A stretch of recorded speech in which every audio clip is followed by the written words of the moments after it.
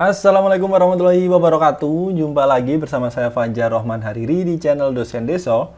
Dan pada video kali ini kita akan ngebahas mengenai TWK ya, tes wawasan kebangsaan yang kabarnya cukup hot untuk tes CPNS di tahun 2021 ini. Nah, ini gimana nih teman-teman persiapannya? Sudah berapa persen nih? Kira-kira TWK akan dapat nilai berapa? Ini dari hasilnya teman-teman kok banyak yang agak kurang ya di TWK ya. Ini karena memang banyak banyak FR yang beredar itu juga macam-macam ya. Ada yang ngomong ada yang dapat banyak implementasi, ada yang nggak begitu udah banyak dapat banyaknya hafalan pasal-pasal, ada yang dapatnya amandemen, ada yang dapat tugas-tugas presiden, DPR, MPR, ada juga. Ada yang terakhir ngomong ke saya ngasih saran ke teman-teman untuk baca berita isu-isu update, itu ada juga yang kayak gitu. Jadi memang harus benar-benar semuanya ini disiapkan untuk TWK ya teman-teman ya. Oke, tanpa berlama-lama yuk kita langsung aja bahas ke soal ya. Ini cukup panjang-panjang soalnya. Ini contoh soal korban meninggal di Gunung Bawah Karaeng, Goa, Sulawesi Selatan ternyata total berjumlah 3 orang. Salah satu korban ditinggal rekannya di jalur pendakian, namun tak dilaporkan ke petugas SAR gabungan. Rizal kepada detik.com Rabu bla bla bla ini tanggal ini 18 Agustus 2021. Rizal mengatakan 3 korban meninggal merupakan satu rombongan berjumlah 8 orang, di mana 3 meninggal sementara 5 orang lainnya selamat. Adanya korban yang meninggal bermula saat petugas SAR mencoba mengidentifikasi 2 korban meninggal yang telah dievakuasi. Setelah didalami lebih lanjut, rekan-rekan korban membuat pengajuan yang membuat para petugas SAR geger. Sebab pendaki atas nama Rian ternyata juga telah meninggal, namun ditinggal di jalur pendakian. Katanya Rian tadi subuh sama kami pak, dia meninggal. Saya hanya tutup jaket di jalur di dekat batu, ungkap Rizal. Menurut Rizal, rekan-rekan korban sejak pagi tadi tiba di kaki Gunung Bawah Karaeng. Namun mereka tak melaporkan kondisi Rian yang juga telah meninggal dunia. Ketika mendaki gunung, setiap orang yang satu dengan yang lainnya haruslah bersama-sama atau tidak boleh terpisah-pisah dalam satu grup, sehingga tidak ada yang hilang. Bisa disebut juga dengan mengembangkan rasa kesetiakawanan. Hal ini adalah cerminan dari pengamalan prinsip nasionalisme, yaitu ini ternyata kadang-kadang memang soal yang panjang ini sebenarnya tidak begitu penting untuk dibaca ya teman-teman ya. Paling 2, 3 atau 1 atau 2 kalimat terakhir aja ini yang penting untuk dibaca ini ya. Nah, mungkin bisa mempersingkat waktu juga kita bacanya dari bawah, maksudnya dari kalimat-kalimat terakhir nih. Siapa tahu ternyata bacaan di atasnya hanya sekedar bumbu gitu aja ya. Ini opsinya A kebersamaan, B kemanusiaan, C persatuan dan kesatuan, D keadilan sosial, E demokrasi.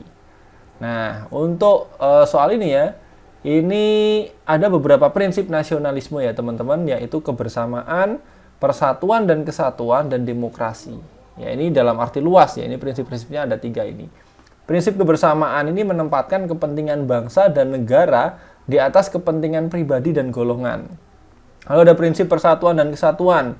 Ini kita mengesampingkan pribadi dan golongan, ya, kesetiakawanan sosial, peduli terhadap sesama, solidaritas, dan berkeadilan sosial. Lalu ada prinsip demokrasi, ini setiap orang memiliki kewajiban dan hak yang sama, mengutamakan kepentingan bangsa dan negara. Nah, cuman dari gambaran bacaan di atas ini yang disikapi adalah bagian di persatuan dan kesatuan. Persatuan dan kesatuan. Jadi ini jawabannya adalah yang C, teman-teman. Ya. Oke, kita lanjut. Oh ya, ini buat teman-teman, ini kita buka bimbel Fokus TU ya, untuk bimbel DND. Langsung saja ke dosendeso.com. Ini pengajarnya insya Allah keren-keren. Ini Pak Okta ini dulu mantan pembuat soal TU asli. Untuk Coach Ivan ini yang punya jurus mata dewa ini ya, mata dewa. Ini jurus figural mata dewa ini. Nah, ini saya ini, kalau ini mata dewa, saya mata genit ini ya. Oke, ini untuk sesinya ada 14. Ini materi-materi yang akan teman-teman dapatkan. Ya, langsung ke soal berikutnya. Tanggal 17 Agustus 2021 lalu kita memperingati Hari Kemerdekaan Indonesia dan sebagian masih dilakukan secara virtual. Untuk diketahui, upacara HUT RI secara virtual ini merupakan yang kedua kali digelar di masa pandemi COVID-19.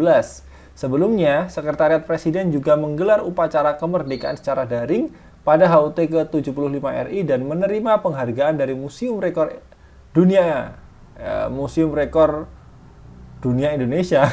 Oh iya gitu ya, saya baru tahu ini. Atau dari MURI lah, Museum Rekor Indonesia. Nggak ada dunianya ini, Museum Rekor Indonesia MURI ini sorry ya, tipe ini. Atas rekor peserta terbanyak, walau masih dalam masa situasi pandemi COVID-19. Setiap ASN wajib mengupload pada laman media sosial bahwa ia ikut berpartisipasi memeriahkan Pesta Akbar Kemerdekaan Republik Indonesia dengan turut serta mengikuti upacara secara virtual, peringatan detik-detik proklamasi ke-76 Republik Indonesia. Dengan melihat melalui televisi upacara kemerdekaan yang sangat khidmat di Istana Negara itu. Ya, setiap provinsi ada 2 orang siswa paskibraka yang mewakili ke Jakarta untuk pelaksanaan Hari Kemerdekaan Indonesia. Hal ini sesuai dengan nilai-nilai Pancasila. Ini nilai-nilai Pancasila apa ini? Apakah nasionalisme, kapitalisme, parasitisme, integritas, atau akuntabilitas? Sebenarnya sudah sangat jelas ya, ini masuknya di nasionalisme. Jadi kita tetap mengikuti upacara bendera meskipun dalam bentuk virtual ini cerminan sikap nasionalisme. Nah, nasionalisme ini dipahami sebagai kesadaran keanggotaan dalam suatu bangsa yang secara potensial atau aktual bersama-sama mencapai, mempertahankan, dan mengabadikan identitas, integritas, kemakmuran, dan kekuatan bangsa itu. Merujuk pada pemahaman tersebut, kita paham bahwa nasionalisme sangat berkaitan erat dengan kondisi kesadaran jiwa suatu bangsa. Disadari bukan suatu hal yang mudah ya, dan sederhana, ya nggak mudah dan nggak sederhana untuk membangun kesadaran kolektif bangsa bahwa nasionalisme dan semangat kebangsaan merupakan proses panjang pembentukan kesadaran dan jiwa setiap anak bangsa untuk cinta terhadap bangsa dan negaranya. Soal terakhir teman-teman, nggak usah panjang-panjang, yang penting istiqomah ya. Di masa pandemi COVID-19, pembelajaran yang notabene-nya dilaksanakan tatap muka di sekolah harus berganti sistem menjadi pembelajaran jarak jauh atau PJJ. PJJ ini dilakukan dengan mode luring atau daring dengan sistem guru dan siswa sama-sama berada di rumah atau tempatnya masing-masing.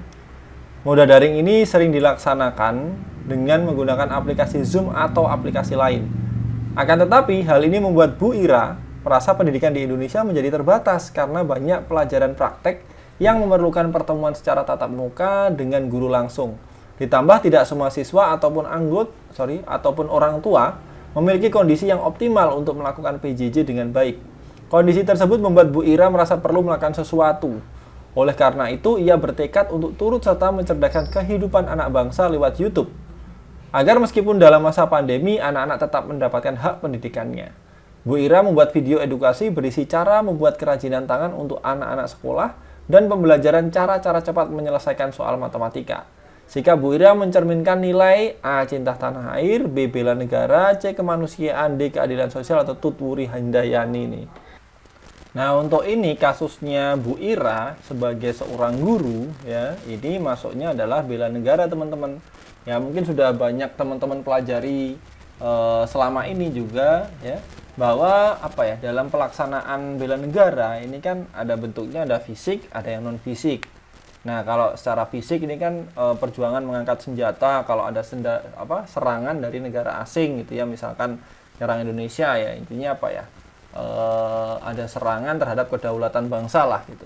Nah, non fisik ini macam-macam ya, non fisik itu macam-macam.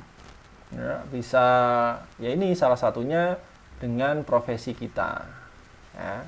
Jadi bentuk penyelenggaraan bela negara kan bisa macam-macam ya teman-teman, dari pendidikan kewarganegaraan, pelatihan dasar kemiliteran secara wajib, pengabdian sebagai prajurit TNI, terus pengabdian sesuai profesi, macam-macam.